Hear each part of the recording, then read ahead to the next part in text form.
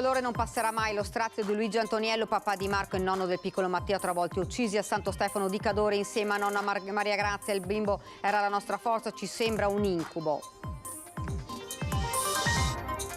La 32enne tedesca arrestata era stata denunciata a Bolzano per possesso di oggetti atti ad offendere. Nell'auto vestiti sporchi e coperte, non ha mostrato segni di pentimento, è risultata negativa a test per alcol e droga. Nei giorni scorsi aveva razziato a Treviso il locale Tony Del Spin e l'osteria contemporanea, non curante delle telecamere, ma dopo l'ultimo colpo a paese il ladro seriale è stato identificato e denunciato. Scontro tra 4 auto in A27, 2 persone rimaste ferite. L'incidente prima delle 13 tra lo svincolo di Treviso Nord e l'allacciamento della 28. Famiglia costretta a dividersi perché non trova un nuovo alloggio. Il caso limite dell'emergenza casa che presenta un paradosso: 46.000 gli alloggi sfitti nel trevigiano, 6.000 nel solo capoluogo. Dal sindaco Conte, presidente di ANCI Veneto, la proposta al governo di procedere con un nuovo piano casa per affrontare l'emergenza prima che dilaghi. Non solo protezione civile e vigili del fuoco. Nell'Emilia Romagna devastata dall'alluvione ha lavorato anche una squadra di esperti di Mogliano Veneto per svolgere perizie assicurative, milioni di danni stimati. Ieri la morte a 97 anni dell'esponente della Democrazia Cristiana. Dal nostro archivio storico le immagini e l'intervista ad Arnaldo Forlani quando da vicepresidente del Consiglio visitò la Marca nel 1987.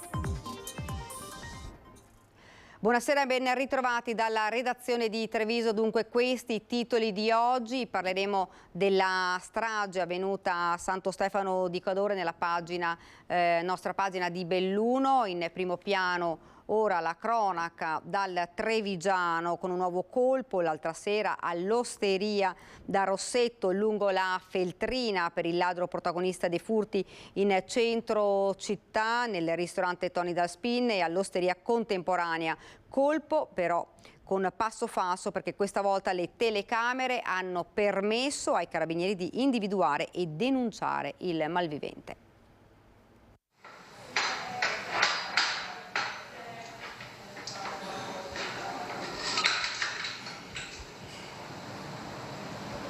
Un terzo colpo fatale, quello dell'altra notte lungo la Feltrina per il ladro che ha già colpito da Tony Del Spin e all'osteria contemporanea.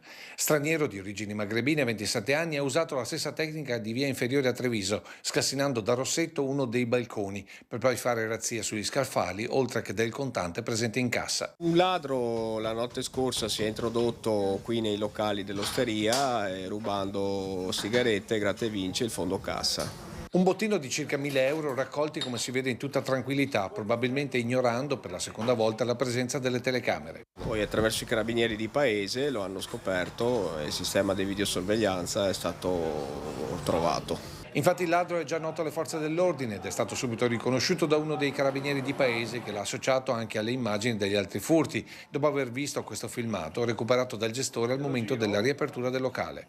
La mattina alle 5 quando vengo ad aprire, sì.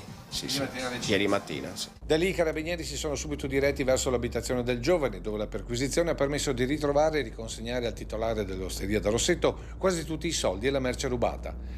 Ora il giovane è stato denunciato per questo furto, mentre a breve dovrà rispondere anche per gli altri colpi accaduti nelle ultime settimane in città. Coppia di giovani genitori costretta a dividersi perché non trova un nuovo alloggio nel mare dell'emergenza casa che colpisce la Marca, anche questo caso limite. 46.000 gli alloggi sfitti nel Trevigiano, 6.000 nel solo capoluogo. A noi è capitato in ufficio una famiglia di ragazzi molto giovani con una bambina piccola. Loro erano costretti a liberare anche in fretta e furia l'appartamento dove risiedevano e l'unica soluzione alternativa che hanno trovato è tornare ognuno alla propria casa, la casa con i genitori, con difficoltà ovviamente conseguenti per la bambina poi di vedere il papà.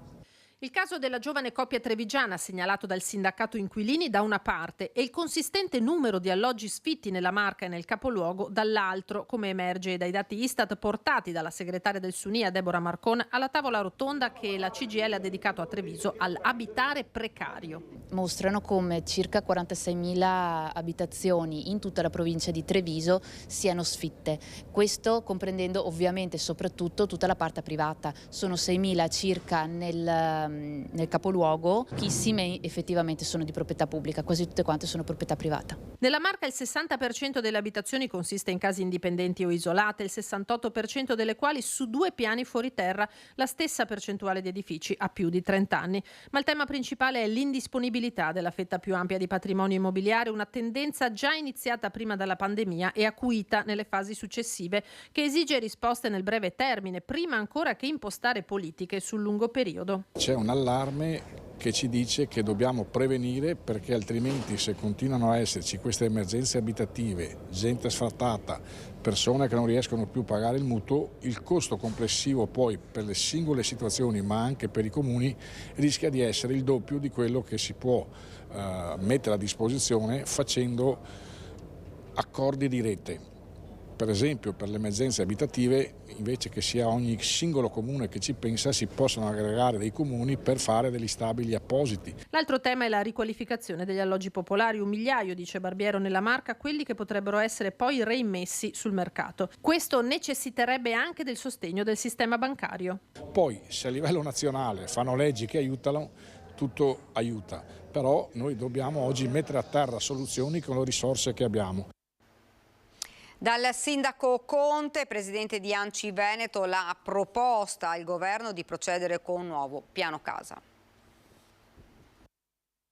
Forse è arrivato il momento di fare un nuovo piano casa, quindi uno sforzo importante, uno sforzo straordinario per dare risposta alle esigenze sociali, ma soprattutto per rivedere tutti quegli immobili che oggi cominciano ad avere 50-60 anni di età, che cominciano a essere inaccessibili da un punto di vista dei costi di gestione. Da presidente dell'ANCI Veneto, prima ancora che da sindaco del capoluogo, Mario Conte, ospite al convegno della CGIL, chiede al governo di rimettere in agenda il tema della casa prima che l'emergenza dilaghi. Abbiamo lanciato dal palco di Missione Italia proprio questa proposta. Oggi c'è un'opportunità che si chiama PNRR e uno dei timori è quella di non riuscire a investire tutte queste risorse. Ecco, una delle proposte che noi abbiamo fatto è proprio questo piano casa, che darebbe la possibilità di lavorare, darebbe risposte da un punto di vista sociale del welfare e soprattutto darebbe la possibilità di tagliare i costi di gestione delle abitazioni. Ognuno dal proprio osservatorio, gli attori che ruotano intorno al tema casa, comune, ATER, sindacato, regione, cercano di dare una propria risposta.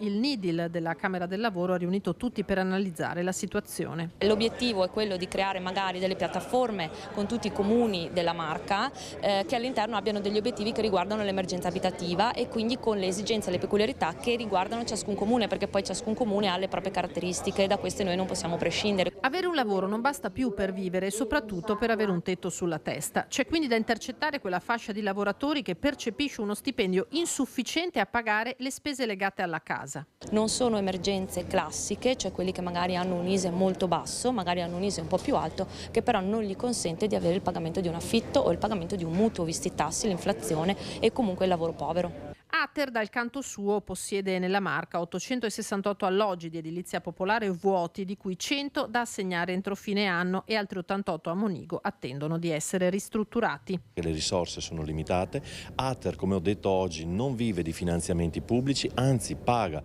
delle percentuali alla regione, ai comuni e quant'altro e vive degli affitti, quindi noi dobbiamo cercare di far quadrare i nostri bilanci. Noi abbiamo presentato tutti i dati e se guardiamo le morosità noi abbiamo circa 1.300.000 euro di morosità che comprendono anche le spese condominiali. Gli uffici stanno lavorando sicuramente bene per cercare di riportare in pancia all'azienda tutti i canoni. Sicuramente ci sono dei casi difficili che però vengono sempre affrontati con i servizi sociali dei comuni. Se le situazioni vanno affrontate per tempo, forse ci sono i margini per salvare la famiglia, per salvare la situazione. Se le lasciamo precipitare, dopo è troppo tardi.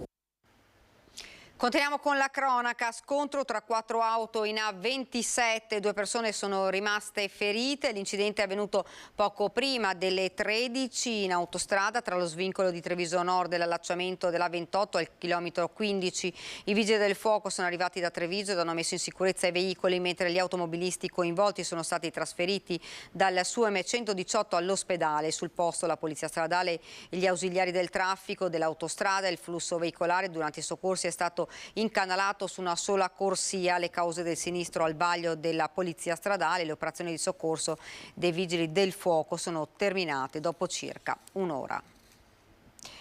Automoto camion sfrecciano a velocità sostenuta in via Albera e via Bertoneria a Zerobranco. La segnalazione che arriva da un residente ha fatto il giro dei social. Il sindaco Luca Durighetto: potenzieremo i controlli. Un vero e proprio tam-tam che sta girando da tempo sui social. Una strada questa, tra via Albera e via Bertoneria, considerata pericolosa. A tutte le ore, segnala un residente, le auto sfrecciano a velocità oppure, come questo camion, che non rispetta la segnaletica. Lo vedete dalle immagini, rallenta ma poi continua la sua corsa. Più volte questa problematica è stata segnalata all'amministrazione comunale, che risponde così. Come avete avuto modo anche voi di certificare, in questa zona sono state installate un numero importante di telecamere e queste già ora ci consentono di verificare e di monitorare sia il flusso dei veicoli che in qualche modo i comportamenti scorretti. Per quanto riguarda la velocità, il sindaco di Zerobranco spiega che l'amministrazione sta mettendo in atto un piano di controlli con la polizia locale. C'è un progetto già in essere che è stato approvato dalla Giunta che prevederà un'intensificazione dei lavori di pattuglia, quindi in sostanza di presenza nelle strade. Questo è uno dei nodi che sicuramente terremo d'occhio. Ce ne sono altri, però mi sento di dire un po' più pericolosi rispetto a questo. Sulla possibilità di installare sulle strade dei comuni dossi o rallentatori, il primo cittadino è chiaro. I rallentatori hanno una funzionalità ottimale soprattutto nelle zone di centro urbano, quindi dove in realtà i veicoli hanno già una velocità ridotta. In zone come queste di campagna, soprattutto in prossimità di una semicurva e di un incrocio e dove c'è un'altra curva un po' più avanti, potrebbero essere pericolosi, soprattutto per i motocicli. Insomma, a stretto giro sulle strade di Zerobranco saranno intensificati i controlli e gli occhi elettronici negli incroci considerati a rischio saranno sempre attivi. Automobilisti avvisati, le multe saranno salate. Presentato il progetto che prevede l'attivazione di nuovi servizi nella sede ambulatoriale di Roverbasso di Codognè e che guarda alle future case di comunità. Abbiamo deciso di sostanzialmente fare sia a livello di prevenzione, quindi vaccinazioni, screening eccetera, sia a livello di gestione dei device, cioè dei braccialetti indossabili per i pazienti cronici, quindi scompenso cardiaco, BPCO, che andremo ad attivare e andremo a monitorare e vedremo se funziona. Quindi la telemedicina, il teleconsulto e il telemonitoraggio. Progetto che va verso la direzione delle case di comunità. Una medicina di prossimità che offre alle persone fragili, agli anziani e ai malati cronici un livello di assistenza adeguato alle necessità del singolo paziente. Dobbiamo chiaramente testare una serie di parametri, una serie di indicatori per passare poi fra 2 anni e mezzo, 3, quando saranno pronte le case di comunità hub. Per cui la situazione di Roverbasso ci sembrava l'ideale, sia perché l'amministrazione comunale ha messo a disposizione un ambiente importante, vasto, sia perché siamo in una zona periferica. L'attuale sede ambulatoriale di Roverbasso di Codognè è già a punto prelievi, ma questo progetto mira a farla diventare una base sociosanitaria per i quasi 50.000 abitanti dei territori comunali di Codognè, Gaiarine, Godega di Sant'Urbano, Vazzola e Mareno di Piave, che anche a causa del Covid si sono visti sprovvisti di medici di base. Un territorio che appunto è stato molto provato da un esodo di medicina generale importante e che dobbiamo in qualche modo rigenerare, dando alla popolazione dei servizi che possono metterli in sicurezza per quanto riguarda soprattutto la gestione di quei pazienti cronici. Nelle case di comunità, dove ci saranno diversi ambulatori, appunto sono strutture poliambulatoriali, troveranno presenza non solo i medici di medicina generale ma anche i pediatri, e questo sarà importante per dialogare anche in un passaggio per progetti ponte del bambino dal pediatra al suo medico di medicina generale, e poi troveremo altre figure di specialisti che cercheranno di avvicinare sempre di più i servizi agli anziani principalmente, come ad esempio il punto prelievo e come anche tanti piccoli esami di routine che potremo svolgere senza doverci necessariamente recare nei presidi ospedalieri. Sede ambulatoriale da 1200 metri quadri che sorgerà sul sedime dell'ex base NATO, progetto da oltre 4 milioni di euro. Abbiamo cercato di fare di una debolezza un punto di forza. Questo ci permetterà di potenziare quello che è rimasto sul territorio per quanto riguarda la medicina del territorio e di trovare e studiare formule nuove per dare risposte ai nostri cittadini attraverso quella che chiamiamo la medicina integrata. MOM lancia la nuova campagna di assunzioni autisti per il 2023. La società ricerca 40 nuovi autisti per accrescere ulteriormente la qualità del servizio di mobilità e contribuire ad accrescere ulteriormente l'offerta aziendale, che consta di oltre 17 milioni di chilometri percorsi ogni anno e quasi 27 milioni di passeggeri. L'azienda offre contratti a tempo indeterminato, full time e part time. Attualmente MOM occupa 568 dipendenti, il 96,3% con contratto a tempo indeterminato. Di questi 438 sono conducenti. I bandi di assunzione sono pubblicati sul sito Mobilità di Marca Diventa Conducente MOM, dove è possibile inviare la propria candidatura entro il 24 luglio 2023. Le prove selettive si svolgeranno a Treviso a partire dal 27 luglio 2023 in un'unica giornata al fine di agevolare i candidati. L'immissione in servizio è prevista già per il mese di settembre 2023. Non solo protezione civile, Vigili del Fuoco nell'Emilia Romagna devastata dall'alluvione. Ha lavorato in queste settimane anche una squadra di esperti di Mogliano Veneto per svolgere perizie assicurative. Situazione critica, milioni di euro di danni.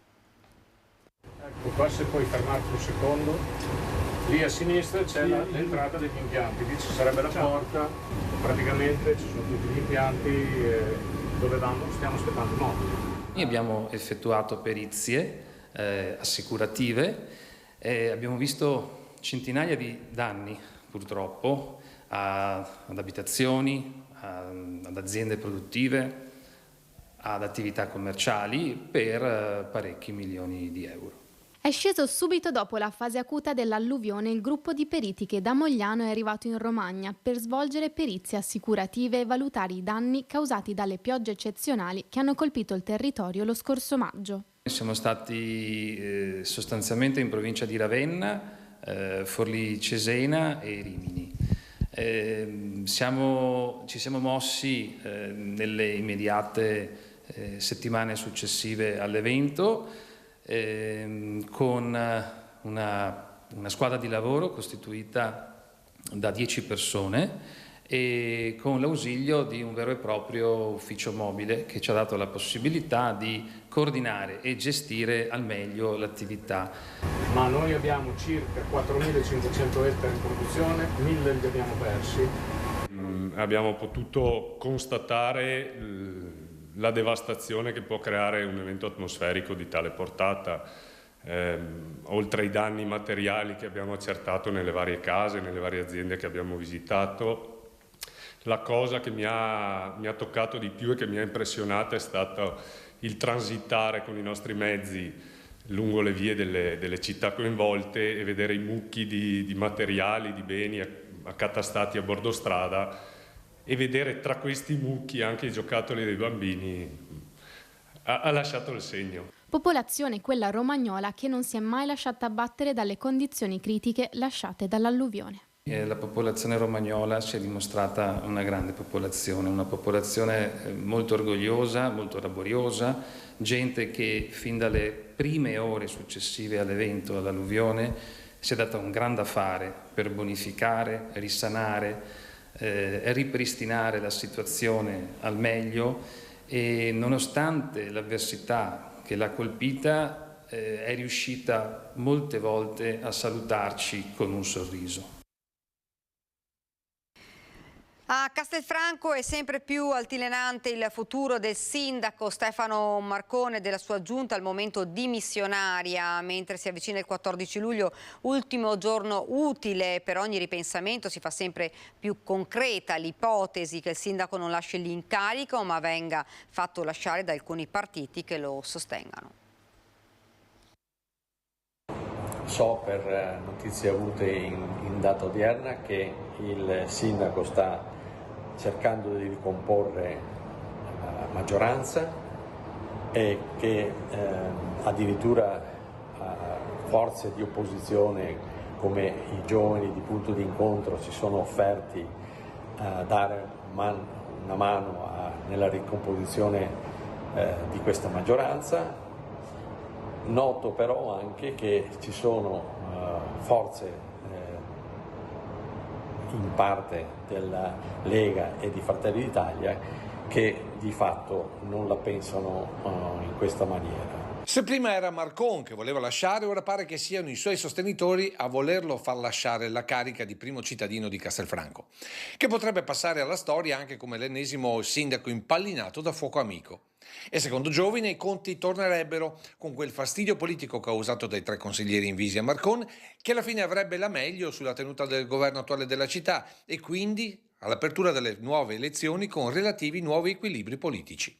Ragionamento che non va per niente bene agli azzurri, che pur condividendo il sostegno del centrodestra a Marcon non esitano a bacchettare quelli che tra le righe qualcuno chiama già i quasi alleati. Ricordo a questi colleghi di altri partiti, in particolar modo di Fratelli d'Italia, che non si può prescindere dal fatto amministrativo, dal amministrare una città mettendo in preminenza motivi politici di partito.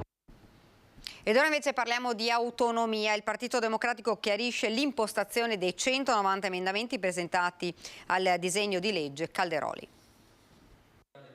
Il Partito Democratico Veneto entra nello specifico degli emendamenti, quasi 200, presentati al disegno di legge Calderoli sull'autonomia differenziata. Modifiche puntuali, concrete di merito, ha ribadito oggi il segretario regionale. Le risorse finanziarie devono esserci e devono essere approvate con una legge di bilancio e devono essere collegate ai LEP, cioè ai livelli essenziali delle prestazioni che garantiscono l'uguaglianza dei cittadini in tutto il nostro territorio nazionale. Serve il coinvolgimento del Parlamento nel processo decisionale e soprattutto, spiega Martella, non è possibile realizzare l'autonomia con tutte e 23 le materie. Il titolo quinto della Costituzione andrebbe rivisto, ma è nell'articolo 8, quello che riguarda le clausole finanziarie, che si concentra la critica più forte del PD al disegno di legge Calderoli. L'abbiamo invece ricondotto ad alcuni aspetti. Primo, si individua qual è la risorsa che serve per garantire l'esercizio di quella funzione trasferita eventualmente alla Regione il primo anno. Gli si dà alla Regione i soldi corrispondenti per l'esercizio di quella funzione. L'aspetto centrale qual è? Che negli anni successivi per quel tipo di funzione si fa la verifica su tutto il territorio nazionale e si riadegua l'aliquota. Mi rendo conto che è un aspetto molto tecnico, ma dietro agli aspetti tecnici si nascondono poi appunto i diavoli che distribuiscono in modo diverso le risorse finanziarie in un paese come il nostro che purtroppo è fortemente indebitato. Definire i LEP è fondamentale, insiste il PD, per definire l'uguaglianza dei cittadini in tutto il nostro paese. Non vogliono semplicemente fare ostruzionismo all'autonomia di Calderoli, ma costruiscono, disegnano un impianto alternativo per un'autonomia che sia realmente possibile questa volta e che sia realmente cooperativa, cioè tenga conto della necessità di garantire a tutti i cittadini le medesime prestazioni sociali e civili, e cioè di garantire la coesione territoriale. La replica ai Dem arriva con Alberto Villanova. Il Partito Democratico si arrampica sugli specchi pur di fare impantanare la riforma nelle paludi romane, ma arrivare a chiedere una nuova legge costituzionale significa non conoscere neanche a fondo la materia, ha detto il presidente dell'intergruppo Liga Veneta. Anche la Marca ricorda Arnaldo Forlani, scomparso la notte scorsa all'età di 97 anni, volto storico della DC e più volte presidente del Consiglio. Ebbe molti amici tra i politici trevigiani e tra questi il senatore Francesco Fabbri, ideatore e primo presidente di Ascopiave. Rispetto a certi bizantinismi della vita politica attuale, credo che il nostro amico avrebbe reagito con indicazioni chiare e coerenti, come sempre faceva in queste circostanze. Aveva risposto così nell'87 ad una domanda sugli equilibri di governo durante la commemorazione dell'amico e collega di partito Francesco Fabbri. Anche la Marca ricorda Arnaldo Forlani, scomparso la scorsa notte a 97 anni, un traguardo che lo segna come il più longevo presidente del Consiglio della Repubblica Italiana. Ma Forlani è stato anche uno dei 3 volti con Craxi Andreotti del CAF, perno della politica italiana fino al 92 a mani pulite. Forlani con Fanfani fu esponente della sinistra democristiana per poi abbracciarne l'ala più moderata, avvicinando la balena bianca al PSI di Bettino Craxi. Più volte, nel corso dei molteplici incarichi politici e istituzionali, Forlani fu presente nella Marca, anche a sostegno del grande amico e senatore Fabbri. E da segretario nazionale della DC fu sostenitore delle azioni che portarono alla nascita di Ascopiave e raccontate nel decennale della morte di Fabbri, ricordata a Solietto il 31 gennaio di quasi 40 anni fa. Ed ora ci fermiamo per qualche istante di pubblicità.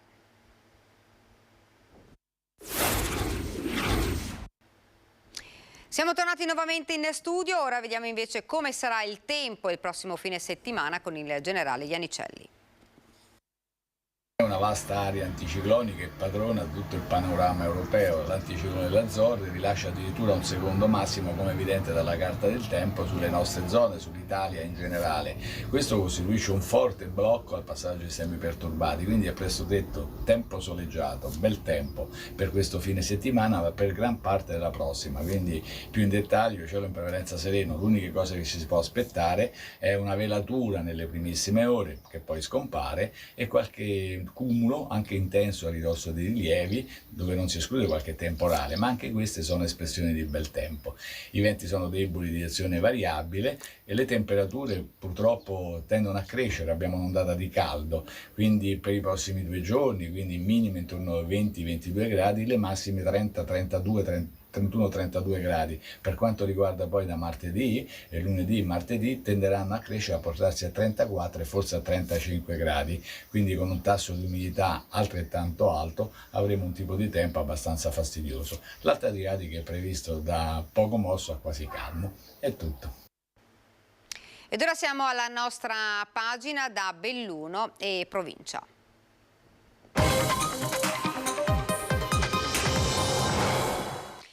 In apertura la strage di Santo Stefano di Cadore, dove in un solo colpo sono morti un bimbo di 2 anni, il papà e la nonna. Villeggianti avevano affittato in paese una casa vacanza per un mese. Ieri, durante una passeggiata nel centro di Santo Stefano, sono stati investiti da un automobilista di 31 anni, tedesca, che si trova nel carcere veneziano della Giudecca con l'accusa di omicidio stradale plurimo. Domani la donna dovrà comparire di fronte alla GIP del Tribunale di Belluno e al pubblico ministero per l'udienza di convalida. A Santo Stefano questa mattina lo strazio di Luigi Antoniello, papà di Marco e nonno di Mattia.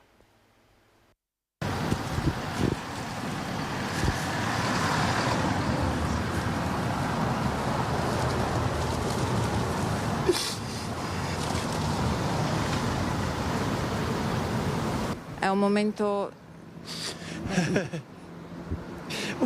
talmente grande, talmente un disastro che non riesci a capacitarti di come sia potuto succedere in un periodo di vacanze che dovrebbe essere gioioso, e lasciarci la vita così, non lo so. Un disastro. Io ero a casa a Mestre, c'erano i consuoceri qua. E allora, siccome hanno preso la casa per un mese, hanno detto venite anche voi, portate il bambino, così cambia un po' d'aria. E sono venuti sabato e dovevano tornare giù domenica. Invece purtroppo niente. E io sono venuto solo per venire a vedere dove mi hanno ammazzato mio figlio e mio nipote. Il suo consuocero come sta? Il mio consuocero è scosso, è molto scosso, perché giustamente lui ha assistito alla scena e per lui è stata ancora più. Poi ha perso la moglie, ha perso il nipotino. Cosa possiamo dire? E come si fa? Esatto. Ha un figlio, perdere un figlio giovane e un nipotino che l'abbiamo cresciuto noi, ha vissuto con noi, era con noi. Era la nostra forza. È un dolore che non passerà mai, perché adesso viviamo ancora come se fosse tutto un sogno, perché non li abbiamo visti ancora, giustamente ce li fanno vedere ancora, ma il brutto sarà in seguito, il vuoto che hanno lasciato. Cercheremo, ma non è facile. Dobbiamo dedicarci a quegli altri 2 che sono rimasti. Grazie. Perché sono senza padre.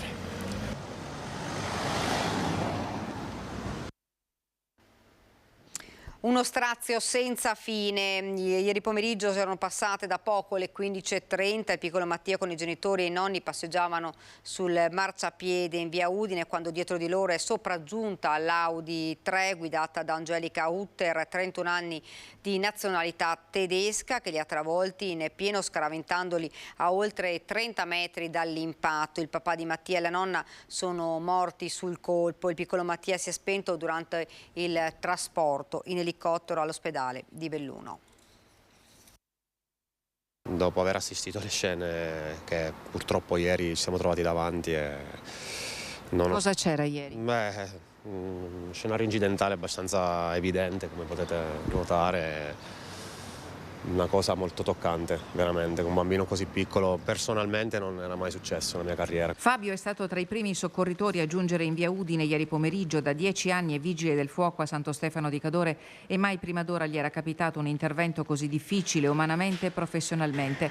Questa mattina con suo figlio ha deposto un fiore nel luogo in cui i corpi delle vittime sono stati sbalzati. Il messaggio di cordoglio dell'amministrazione comunale di Santo Stefano di Cadore: mazzi di fiori, orsetti, una pietà di Michelangelo qui nel luogo in cui ieri è accaduta la strage, in cui hanno perso la vita 3 persone, un bambino di 2 anni, il suo papà e la nonna. Questa mattina sin dalle prime ore è iniziato un mesto pellegrinaggio. Santo Stefano è una comunità sotto shock e nessuno si capacita di come sia potuta accadere una simile tragedia, ma i retroscena che emergono di ora in ora sull'automobilista bavarese di Deggendorf, Angelica Hutter, fanno accapponare la pelle. La giovane donna era stata fermata e denunciata qualche giorno fa a Bolzano perché trovata in possesso di oggetti atti ad offendere. La 31enne agli inquirenti non ha mostrato alcun segno di pentimento né di rimorso per le 3 vite spezzate. Sembra che poche ore prima a Santo Stefano qualcuno avesse notato il suo comportamento sopra le righe. Aveva fatto delle commedie via qua, era vicino alla stalla delle Fontana, ha detto che era fuori, urlava e poi è partita. Chi l'ha avvicinata ne ha ricavato l'impressione di una sbandata senza fissa dimora, riferisce l'ANSA. Nella sua auto rifugio i carabinieri hanno trovato di tutto: abiti sporchi, coperte, bottiglie d'acqua. Gli accertamenti tossicologici disposti dalla magistratura bellunese per stabilire se la donna si trovasse alla guida in condizioni non idonee hanno dato esito negativo. Omicidio stradale plurimo, l'accusa a suo carico. L'arresto e il trasferimento nel carcere veneziano della Giudecca si sono resi necessari per scongiurare il pericolo di fuga. Alvaro Darin ha assistito quasi in diretta alla tragedia. Che cosa ha visto quando è arrivato qua? Niente, ho visto questi 2 corpi sotto le lenzuola e che cercavano di rianimare questo bambino, che hanno provato di tutto, hanno provato quasi un'ora, ma purtroppo zero, non c'era niente da fare. Mattia aveva 2 anni appena, il papà Marco Antoniello 48, la nonna Maria Grazia Zuin 65. Gli unici 2 sopravvissuti sono la mamma Elena Potente e il nonno Lucio. Entrambi sono stati dimessi dall'ospedale di Pieve di Cadore e vengono assistiti da uno psicologo attivato dall'ULSS Dolomiti. Sconvolta la comunità di Favaro Veneto, dove le 2 famiglie erano molto conosciute. Marco era una persona speciale come Maria Grazia ed il piccolo Mattia. Il papà di Marco appunto lavorava alle poste, quindi abitava su un alloggio delle poste, sulle case delle poste, e che io conoscevo benissimo perché erano clienti miei che ogni 2-3 volte all'anno venivano in pizzeria, facevano una festa con tutta la famiglia unita, quindi con i nipoti, mogli e quant'altro. È una famiglia speciale, stupenda, quindi non ho parole per dire il mio dolore, perché sono persone di una qualità rara. La comunità di Favaro Veneto è sconvolta all'indomani dell'incidente in cui hanno perso la vita Maria Grazia Zuin, 65enne, che viveva nella zona di Cassolaro col marito Lucio Potente, nonna di Mattia, morto investito anche lui a 2 anni insieme al papà Marco Antoniello di 48, i cui genitori vivono in via Montecelo. 2 famiglie conosciute come conosciuto era Marco. Una persona tranquilla, mai fuori delle righe, non ho mai visto alterato, ma sempre preciso. Lavorava a Dese, quindi conoscevo anche la ditta dove lavoravano, dove lui lavorava appunto, e quindi un ragazzo dove potevi fare affidamento sempre. Conosco la famiglia, i genitori, che erano delle bravissime persone, e anche lui, perché giocavamo a calcio su questo campetto qui e ho dei gran bei ricordi, e ti dico, non so dire altro perché ci sono rimasto molto male e mi dispiace. Siamo tutti molto scossi, siamo sconvolti, vogliamo esprimere a nome della comunità di Favaro Veneto il nostro cordoglio, le più sentite condoglianze e un sentimento di vicinanza alle famiglie coinvolte da questa tragedia immane, da questo dolore immenso. Abbiamo sentito indirettamente il papà di Marco questa mattina, che poverino stava piangendo, e che ci ha detto che fino a lunedì non potranno nemmeno vedere le salme dei loro parenti, dei loro cari, perché gli inquirenti devono fare le loro indagini. Noi a Cassolaro il 9 luglio avremmo dovuto fare la festa della trebbiatura, abbiamo annullato l'evento, ovviamente nel rispetto di quello che è accaduto ieri, che ripeto è una tragedia immane, un dramma senza senso, perché ripeto sono notizie che non si vorrebbero mai sentire. Ferita ma non in pericolo di vita Elena, figlia di Lucio Potente, che si è salvato ma che era sul luogo dell'incidente, e dell'altra vittima Maria Grazia Zuin, ex dipendente dell'Ulstre, come anche il marito. La Maria Grazia è nata qua e quindi la conoscevo molto bene, e da una quindicina d'anni ha comprato la casa di mia cognata, la Irma, sua zia, che era cugina di sua mamma. E niente, l'abbiamo vista crescere e purtroppo l'abbiamo vista morire. Era disponibile, dolce, una ragazza che si dava spontaneamente a tutto. A Santo Stefano oggi sgomento, incredulità, rabbia e lacrime, senza distinzione alcuna fra residenti e villeggianti, molti dei quali veneziani, che da tempo hanno eletto il paese, nel cuore del Comelico, come luogo ideale per la vacanza. Così avevano fatto le famiglie Antoniello e Potente, una casa in affitto per un mese per trascorrere momenti felici e spensierati, spezzati in un lampo. Sì, distrutta proprio, un attimo, non si può restare indifferenti. Un pellegrinaggio mesto, colmo di dolore per i tanti che oggi in via Udine hanno voluto portare un pensiero in memoria del piccolo Mattia, del papà Marco Antoniello e della nonna Maria Grazia Zuin, veneziani, come i tanti villeggianti che si rifugiano ogni estate nel cuore del Comelico. Sono anche vicini di paese, Favaro. Lei è veneziano? Sì, sì. Niente, non ho parole. Una cosa tremenda. Non è possibile che succedano certe cose. Il fatto rimane sconvolgente. Lei di dov'è? Venezia. Quindi... Proprio dalle stesse parti di quelli che sono morti. E poi c'è la rabbia dei residenti, perché su quel tratto di strada maledetto della regionale della Val Degano, un lungo nastro di asfalto diritto, camion e auto sfrecciano oltre il limite dei 50. È sempre un... Dovrebbero mettere dei dissuasori qua, secondo me, perché c'è anche il velo che sta giù, però qua corrono. Sì, poteva succedere a tutti. Qui è panico, qui è un panico, qui è impensabile attraversare la strada. Le strade, posso dirlo, fanno schifo perché piene di buche, nessuno rispetta le strisce pedonali, proprio si deve stare attento anche se pensi solo di mettere un piede su una striscia, già sei là perché nessuno si ferma. Vedo che lei ha portato un fiore e anche un cero per questa disgrazia, perché non ho parole per quello che è successo ieri. Poi noi abbiamo visto solo in televisione queste cose, quindi Santo Stefano è un paese piccolo e la gente, forse li conoscevamo anche, ma anche se non li conoscevamo c'è un dolore. E lasciamo quest'ampia pagina dedicata alla strage di Santo Stefano di Cadore. Cambiamo argomento, si presenta alla stampa il nuovo questore di Belluno, arriva da Roma ma già da qualche tempo vive con la famiglia in provincia di Treviso. Che immaginano, no? Avevano pensato come essere il più ameno e tranquillo che si potesse immaginare, è qualcosa di sconvolgente. Francesco Zerilli, neoquestore di Belluno, al suo primo incarico in questo ruolo, finita la chiacchierata di presentazioni con la stampa, ha rivolto il suo pensiero alle vittime della strage di ieri sera a Santo Stefano di Cadore.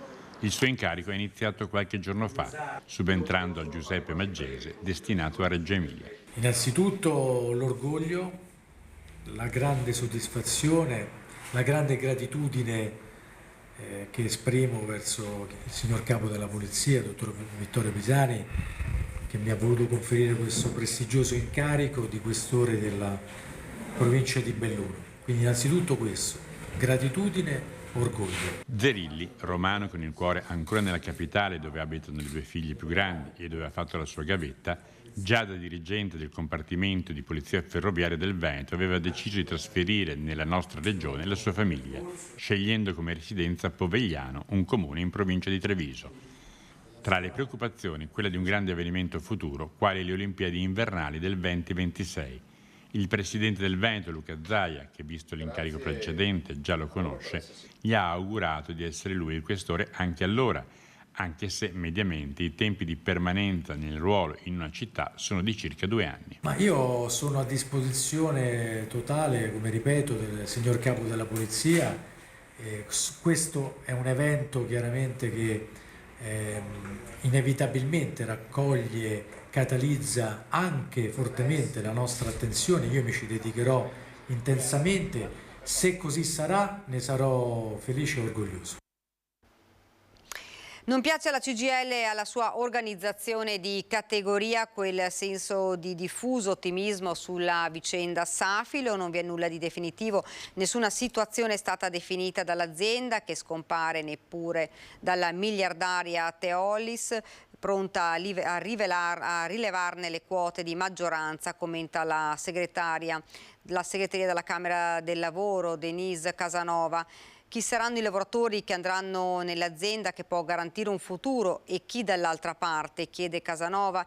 Chi si sofferma sull'incognita del tema della qualità del lavoro, troppo enfasi, chi garantisce questo imprenditore, le fa eco Giampiero Marra, segretario Filctem, dinanzi ad una fase che al momento è solo declaratoria, e i motivi di preoccupazione di CGIL e Filctem sembrano suffragati da un dato di fatto inquietante. A Martignacco, l'ex stabilimento Safilo ceduto ai figli dall'imprenditore Fulchi, non sarebbero tutte rose e fiori. Dei 300 lavoratori in forza all'ex Safilo, solo a 100 è garantita occupazione, mentre i restanti 200 sono in cassa integrazione. Presidio di metalmeccanici di fronte alla prefettura di Belluno, scelta quale simbolo di un governo con cui i sindacati dicono che latita il confronto. Hanno scioperato oggi per 4 ore i metalmeccanici delle industrie del nord, lunedì lo faranno quelli del centro-sud. Rilancio industriale dell'occupazione, investimenti e transizione sostenibile, risoluzione delle grandi crisi aziendali del Paese, queste le ragioni della mobilitazione. Secondo i dati sindacali, in provincia di Belluno l'adesione è stata tra il 60 e l'80%. Siamo preoccupati, aspettiamo settembre per capire le commesse che vengono posticipate, se saranno confermate o meno. Settembre sarà un mese di spartiacque in cui capiremo come gestire le situazioni e le eventuali crisi che ne potrebbero scaturire. Ultimamente quasi tutte le aziende stanno utilizzando la cassa integrazione, perché purtroppo il mercato al momento è abbastanza fermo. Dal livello nazionale a quello territoriale, per i sindacati dei metalmeccanici è necessario rimettere al centro il lavoro nell'industria metalmeccanica, perché la transizione ecologica e digitale si fa con le lavoratrici e i lavoratori, altrimenti il rischio è quello di aggravare la loro condizione già appesantita da pandemia, crisi energetica e da un alto livello di inflazione che erode il potere di acquisto dei salari. Ci sono una serie di problemi che bisogna affrontare. Abbiamo per esempio gli Stati Uniti d'America che hanno varato un piano di sostegno alle proprie imprese che vale 500 miliardi di dollari. Ecco, noi cosa facciamo oggi in Italia e in Europa per far sì che la nostra produzione industriale possa stare al passo con i grandi cambiamenti che sono in atto? Secondo me siamo fermi non da poco, da molto,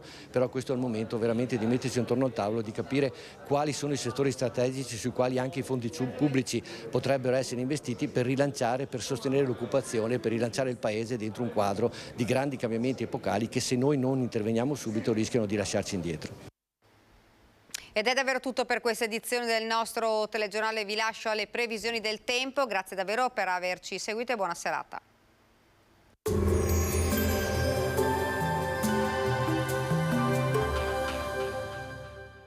Entra nel mondo Lolato. Da oltre 40 anni un team di professionisti per migliorare la qualità della tua vita. Centro del piede con servizi di podologia. Laboratorio per la produzione di plantari e calzature su misura. Bentrovati al meteo. Avanza l'anticiclone africano, darà il via a un'intensa ondata di caldo. Vediamo insieme il dettaglio di sabato 8 luglio. Sul Veneto, dopo una fase di instabilità determinata dal transito di fresche correnti atlantiche, i temporali saranno in genere limitati alle zone montuose, in particolare nelle ore pomeridiane. Altrove tanto sole. Temperature, come detto, in aumento, minime tra 16 e 21 gradi, massime tra 27 e 32 gradi all'incirca. Spostiamoci ora sul Friuli Venezia Giulia. Anche in questo caso cielo sereno con venti di brezza. Sui monti sarà velato e dal pomeriggio sarà possibile qualche pioggia. Temperature minime tra 18 e 23 gradi, massime sui 29-30 gradi. Infine diamo uno sguardo al Trentino Alto Adige, dove sarà abbastanza soleggiato, come ci mostra la grafica. Nelle ore più calde saranno possibili dei temporali. Temperature minime intorno ai 19-20 gradi, massime sui 30-34 gradi all'incirca. Dal meteo di Antenna 3 per ora è tutto, grazie per l'attenzione. Arrivederci.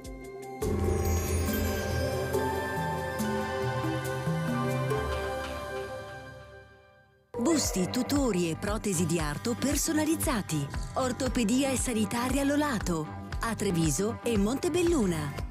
Lolato, soluzioni per star bene.